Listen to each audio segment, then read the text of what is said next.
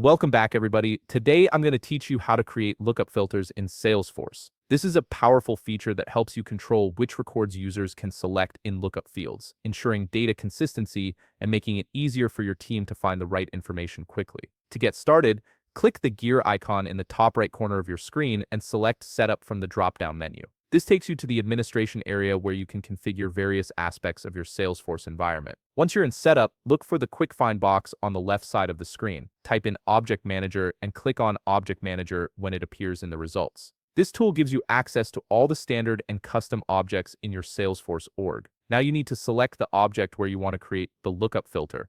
For example, if you're working with cases, click on Case from the list of objects. This opens up the object's configuration page where you can manage its structure and settings. Next, click on Fields and Relationships from the left sidebar. This section displays all the fields associated with your selected object, including standard fields, custom fields, and lookup relationships. Find the lookup field you want to add a filter to. For instance, if you want to filter the contact name field, click on Contact Name from the list, then click the Edit button. This opens the field configuration page where you can modify various properties. Scroll down until you reach the Lookup Filter section. Here, click on Show Filter Settings to expand the options. This is where you'll define the criteria that determines which records appear in the lookup field. To set up your first filter criterion, click the lookup icon next to the field selector. From the pop-up, select your source field. For example, you might navigate to Contact Name, then select Account ID, and click Insert. This specifies which field from the lookup object you want to use in your filter.